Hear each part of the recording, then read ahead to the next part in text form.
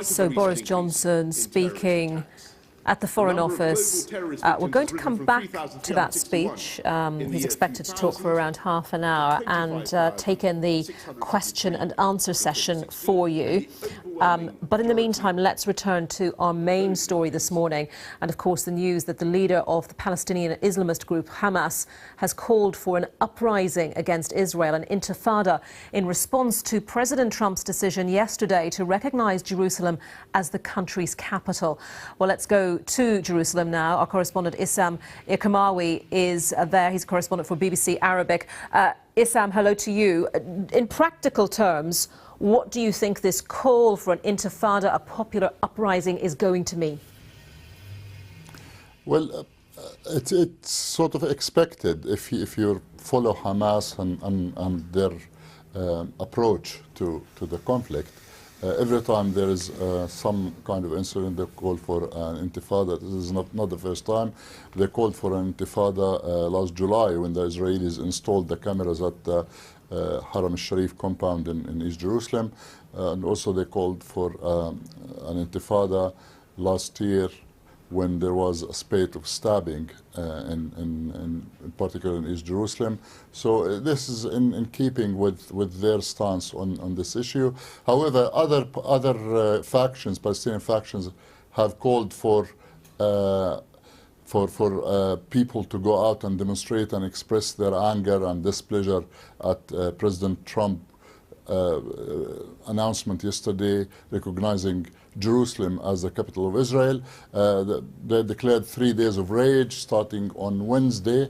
This morning, however, started with a general strike throughout the West Bank, Gaza and East Jerusalem. But now we're hearing of clashes between demonstrators and Israeli police and soldiers in various parts, in Bethlehem, in Hebron, in East Jerusalem, and also on the road between Jerusalem and Ramallah.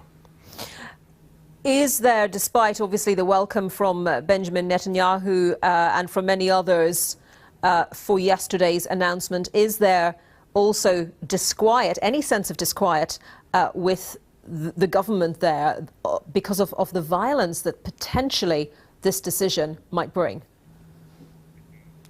I mean, if you're talking about the Israeli government, the Israelis have decided to beef up their presence by sending extra police and soldiers to potential hotspots in the West Bank.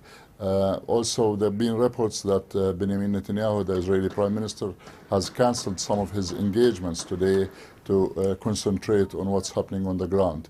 As for the Palestinians, Mahmoud Abbas, the president of the Palestinian Authority, spoke yesterday after Trump announcement, and he expressed disappointment at what President Trump had to say, and he called the recognition of Jerusalem as the capital of Israel as a blow to the peace process.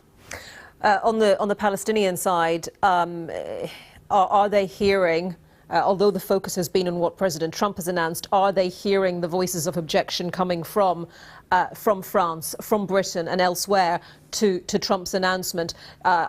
Is this a possible route to try to prevent this sort of uprising that's been talked about, and to try to prevent violence if they'll listen perhaps to other leaders? Well, I mean, they're saying that most of the world is against this announcement. Most of the world does not recognize Jerusalem as the capital of Israel. There have been statements from various parts and from various governments in France, the UK, other Islamic governments in the region. They're all sort of more or less said the same thing, that they didn't think it was a good idea to recognize Israel, recognize Jerusalem as the capital of Israel unilaterally, and that could only be done within a larger or a comprehensive peace agreement between the Israelis and the Palestinians. Now, how effective these messages